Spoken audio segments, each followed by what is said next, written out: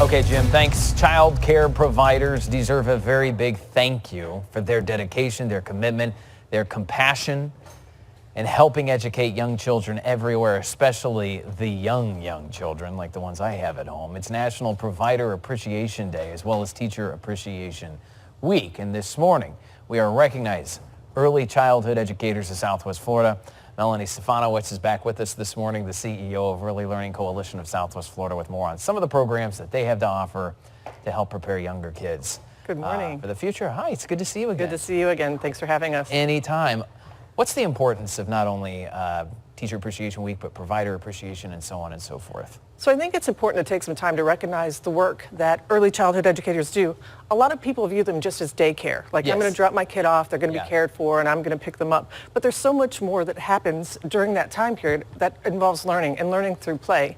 And so it's really important to recognize these teachers as the professionals that they are and the learning opportunities they provide our youngest children. Yeah, my wife and I both work outside of the home, obviously. My kids have been involved in daycare at a very young age, really since the minute they were eligible to start going after maternity leave. And it's amazing to see the development, especially my 4-year-old has had over the last several years. The providers do more than just operate as a daycare. I'm surprised at how well, I shouldn't say I'm surprised at how well my son can do that, because that kind of sounds patronizing in a way. I'm really surprised he's that smart. But they really do develop, I think most importantly, social skills in these areas. That is absolutely true. It's important to know that 90% of a child's brain is developed by the time that they're 5. And so all that social emotional, the literacy, the numeracy, our teachers are providing developmentally appropriate lessons to help them learn and grow and flourish. There are standards that they have to meet. They do lesson planning just like your K-12 teachers. And they really focus in and hone on learning through play so that children have a strong foundation for kindergarten. And speaking of kindergarten, there's also great programs prior to kindergarten through VPK and so on and so forth. Can you explain that importance? Absolutely. VPK is a free program in the state of Florida for all Florida residents and their children who are 4 years old. It's about a 540-hour program in the school year, 300 hours in the summer, and that helps kids prepare for kindergarten. But we also have school readiness that serves children from 6 weeks to about 5 years old, and those are full-time educational care programs. And we also provide before school and after school care. That's awesome. Tell us about that collaboration with Early Learning Coalition and VPK groups or educational groups and so on and so forth. So the coalition consists of about 360 contracted providers who work every day to provide high quality VPK and school readiness programs. And I say high quality because that designation is determined through an assessment process called CLASS that was adopted by the state of Florida several years ago.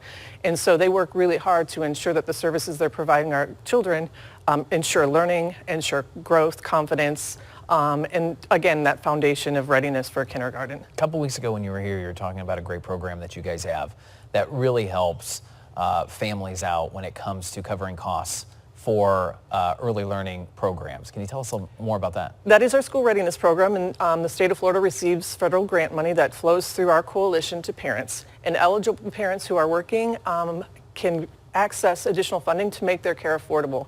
And I've learned recently that a lot of parents don't want a subsidy. They don't want that handout. And I think it's important to know that our care is affordable, not free. So that's transparent honesty. But parents who qualify may only have to pay as much as $1 a day for care. So it is affordable so that they can access care and continue to work or go to school to improve their educational prospects. When it comes to early childhood education, as someone with your experience, have you ever seen maybe a pattern in parents who procrastinate getting their children on the path of education, who think, oh, well, we can worry about that next year, or we'll worry about that in 6 months from now or 2 years from now? I think parents approach that early learning period in their child's life with different ways. You know, maybe my mom can take care of my child and I have that family influence over them, or I'll stay home because it's more cost effective for me to stay home than to work and pay for it. But I think it's important to note that it's really important to know how to interact with the children so that they're learning, so that they are ready for kindergarten.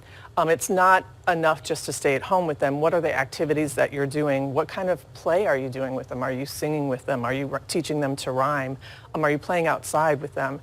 So parents get there in all different kind of ways, right? But it's important to know that those experiences will shape their child because their brain is forming, and 90% of it will be fully formed by the time they're 5. It's amazing. It's crazy. I have about 2 more questions I want to ask, but I just told I only have 30 seconds left, so I feel like I should use that remaining time to really plug what you guys do and how to contact you and so on and so forth. So if you could just give us some contact information for you guys. So for those watching right now who do have more questions that we couldn't get to right now, where can they go? Who can they call? Absolutely. They can go to our website at elcofswfl.org. They can call our offices, or they can stop in, and my staff can help them through the entire process for application and eligibility. Radical. There's the information there on the screen. Time always goes by fast. It does. Melanie, it's always good to see you. Thank See you you. in a couple weeks? Absolutely. Excellent. We'll look forward to it. We're going to take a break. It's 9:22. We're back in a moment.